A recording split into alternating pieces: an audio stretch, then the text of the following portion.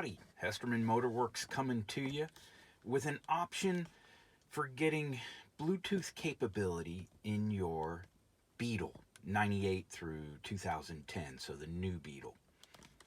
The device that we're using and that I'm talking about is this from CRUX in their B line series. The model number for this particular car that I'm in is the BTS-VW1. There is a BTS-VW2 for a little bit newer vehicles, but you can look it up and see which one is the proper one, but this will cover up to 2008. This is available on crutchfield.com, which happens to be one of my favorites. You can order it off of Amazon. I believe Walmart.com carries it. You can get this device several places. It runs about $80. So it's a less costly way of getting Bluetooth capability into the kind of simple stereos that come stock in these Beetles. And the stereos sound fine, but they're just not very capable, and everybody these days needs Bluetooth capability in their car. Now, if you're looking for rear view camera or you're a serious audiophile, this is not the route to go for you. You can see my other video on the large screen stereo from Jensen that fits in these Beetles. This is for the guy, the person that just wants to be able to answer the phone via Bluetooth in the car, maybe stream music from Pandora or Spotify or even your playlist on your phone. So, capabilities of this device are you get a USB port if you want to hook in hardwire. You get a aux input, the standard 1/8 kind of headphone looking jack, and you can Bluetooth. So this is the actual device here, and if you look at the end of it there, you can see, well, let me flip it here, the USB port, the aux outlet or input, actually those are both inputs, and the little blue LED light that tells you it's powering up. That's the device. I generally mount them with a little bit of double stick Velcro right here, so it's down out of the way. Velcro so you can pop it off to actually see those inputs to plug your USB cable in or out. You could just do double stick tape, and I have done that before. It's very light. It doesn't take much to hold it in place, but just to keep it from rattling, and then you can kind of route the cable up.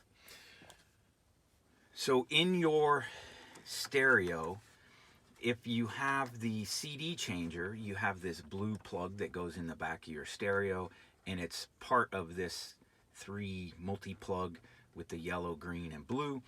If you don't have that plug, that's okay, as long as your stereo has the plug for it, which is this top plug. Let me move this so we get better light.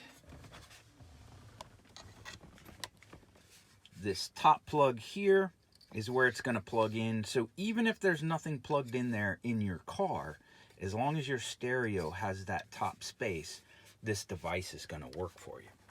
So one disadvantage of this is that you are replacing the CD changer plug. So if you are a CD person and you like that CD changer, this might not be the device for you because you will lose that capability. However, the 2006 and newer Beetles come with a CD player in the stereo. The older ones, it's a tape player, which most of us find kind of useless now because I no longer have any tapes. The sound quality on it is pretty good. It's hard to put I don't have a decibel reading or a clarity reading or wavelengths or any of the really high-speed way of rating it. But that's why I mentioned before, if you're a real audiophile, this is probably not the device for you. It sounds a little bit better if you hardwire and you put your phone plugged in directly to the USB. You'll get a little better sound quality than on the Bluetooth, but it will still answer a phone for you or what have you. You do tend to get this random little beep, like every 15 minutes or so. There's this little beep that comes through the Bluetooth connection. I'm not sure what that's about. Haven't sorted how to get rid of it. I have talked to other people that experience the same thing, but I've just learned to live with it and it doesn't bother me anymore.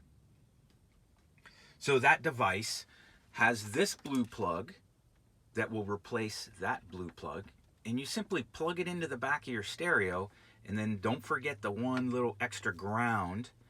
Now what I do is I cut that wire and put a quick connect on it, and then put the ground on the back of the stereo on the chassis here, so it makes a good ground to the stereo chassis, and then the other end of that disconnect. So if I do need to take the stereo in and out, I don't have to take that screw out. You can go either way, but I just throw that on there. So you'll just tuck that blue plug up out of the way and plug this one into the back of the stereo instead. And then when you want to use Bluetooth on the front of your stereo, oh, here I go again in the light, you'll simply push the CD button there. Instead of getting CD, you'll get Bluetooth, and you'll hear the voice prompt that says something to the effect of Bluetooth connected. Pretty simple device, pretty easy to put in. You have to pull your stereo, obviously, so you can plug stuff into the back of it. And I usually remove this panel by popping these two off. There's 2 screws behind and then 2 screws up underneath in the back. So I can reach my hand into that cavity and route that wire underneath this panel, and then I can grab it from in here and then pull it up and bring it out the stereo cavity, so that when the stereo is in, of course, you don't see it. There are other ways to mount it. That's just my technique. It can mount a lot of different places. Use your creativity. I'm pretty happy with this device. 2 things that do come with it that may or may not strike your fancy. You do get this little clip in the vent gimbal mount magnet for holding your phone. If you already have a case with a plate on it for magnet holding, you can mount right to it. If you don't, they do include the plates that you can either double stick tape this one to the back of your phone, or this square one you can take your case off, slide this inside the case, and then put the case back on so that your phone clips on there. It's pretty good.